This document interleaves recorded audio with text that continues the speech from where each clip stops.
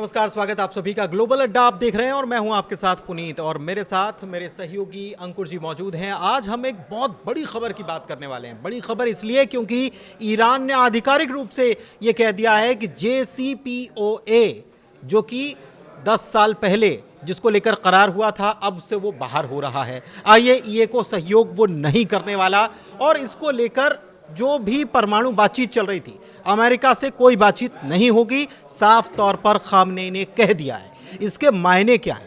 क्या middle east में एक बार फिर से टेंशन बढ़ने वाली है? क्योंकि गाजा की शांति अभी अभी हुई थी, लेकिन वहां पर एक बार फिर से धमकियां दी जाने लगी हैं ट्रंप की तरफ से हमास को, और दूसरी तरफ ये खबर सामने आना, ये क्या बता रहा है, इसी को समझेंगे अंकुर जी। बिल्कुल पुनीत, ये वो डेवलपमेंट है जिसके बाद पूरे मिडिल ईस्ट में इस बात की मतलब चर्चा ये होने लगेगी कि क्या ईरान के इरादे कुछ और हैं।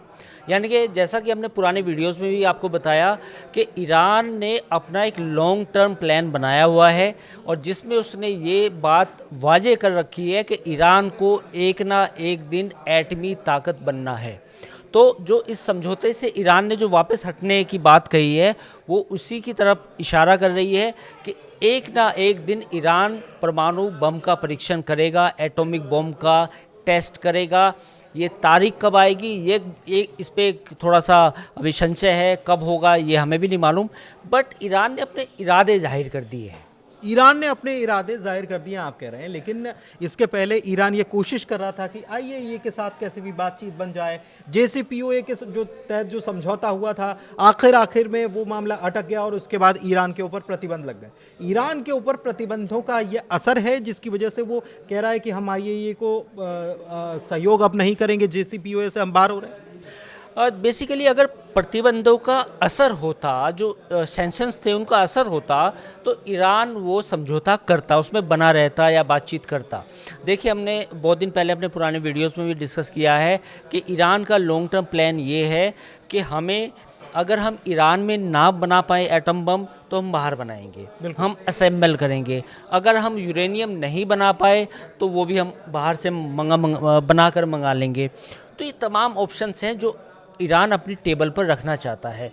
ईरान और इज़राइल के बीच में जो एक लड़ाई हुई, उसमें एक बात साफ़ हो गई ईरान को कि अगर मिडिल ईस्ट में उसे कोई ताकत बन के रहना है, उसे एक खुददार मुल्क बन के रहना है, तो उसे अमेरिका उसे एक ना एक दिन अपने पैरों पर, अपने मिलिट्री को वो ताकत फराम करनी होगी जिससे वो मिडिल ईस्ट में सर उठा के चल सके।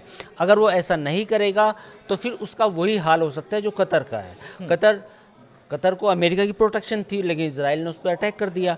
तो ईरान सब कुछ समझ चुका है अब कि एक ना एक दिन उसे एटम बम बनाना है और जब तक वो नहीं बनेगा तब तक वो उस पर कभी भी अटैक हो सकता है। नहीं, लेकिन इससे JCPOA से बाहर हो जाना या IAEA को सहयोग नहीं करना, क्या ये मिडिल ईस्ट में तनाव बढ़ाने वाली स्थिति है? अमेरिका इससे जाहिर सी बात है खुश नहीं हुआ होगा। बिल्कुल, देखिए, इसमें UAE, सऊदी अरब, कतर, ये तमाम ऐसे मुल्क थे ईरान के चारों तरफ जिन्होंने ईरान को ये कहा था कि आप इस समझौते में आए, साथ ही आप भी अपने न्यूक्लियर जो बिजली पैदा करने वाले प्लांट है वो चला सकेंगे, हम भी UAE में बना सकेंगे। मतलब सऊदी अरब में एक कॉमन जगह, पूरा एक ग्रुप बनेगा ताकि हम पूरा जो एनर्जी की रिक्वायरमेंट है वो मिडिल ईस्ट में हम पूरी कर सकते हैं।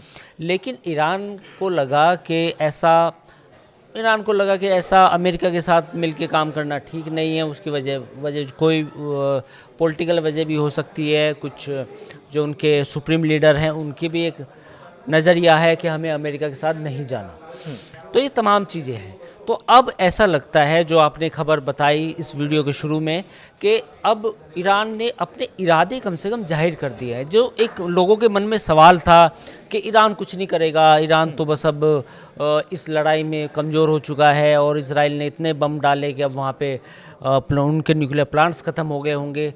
तो इन तमाम चीज़ों के बावजूद अगर ईरान इस बात का ऐलान करता है कि भाई हमें अपने न्यूक्लियर को लेके कोई समझौता नहीं करना है, तो ये एक बड़ी खबर है। तो ये न्यूक्लियर को लेकर समझौता नहीं करना है, बड़ी खबर तो हो गई, लेकिन इसके पीछे की खबर क्या है मैं आपसे ये समझना चाह रहा हूँ। इसीलिए क्योंकि एक टेंशन बना हुआ था और ये लग रहा था कि कभी भी अमेरिका और इजराइल एक बार फिर से ईरान के ऊपर अटैक कर सकते हैं। देखिए ये तो ये बाहर हो गए तो तैयारी ईरान ने इसके पीछे, मैं ये पूछ रहा हूँ आपसे। बिल्कुल हम फिर एक दूसरी बात हम ये करेंगे, ग्लोबल अड्डा में हमने डिस्कस किया था कि अगले 6 महीने में फिर से एक लड़ाई हो सकती है, क्योंकि इजराइल को इस बात को मतलब मुतमईन नहीं है इजराइल के ईरान को जो हमने डैमेज किया वो इतना सीवियर था कि वो दोबारा अपने पैरों पे खड़ा नहीं होगा।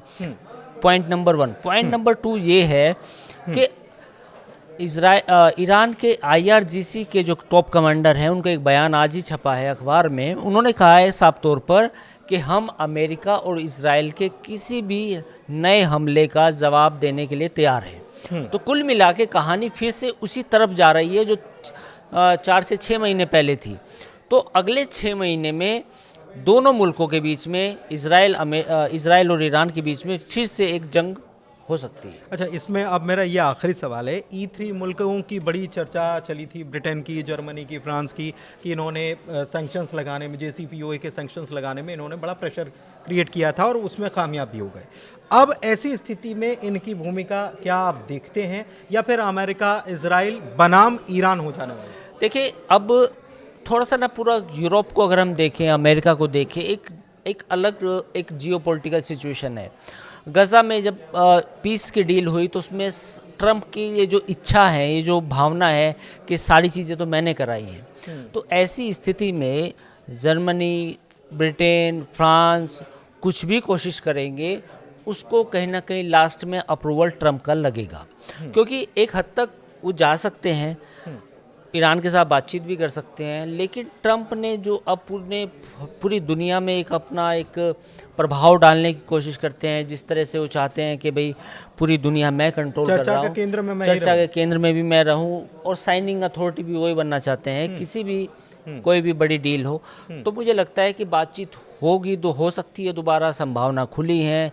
फ्रांस ने गज़ा में भी काफ़ी मेहनत की, नो डाउट, और इसमें भी वो मेहनत कर सकता है कि भाई बातचीत से मामला सुलझे, लेकिन असली चीज़ें निर्भर करेगी ट्रंप पर।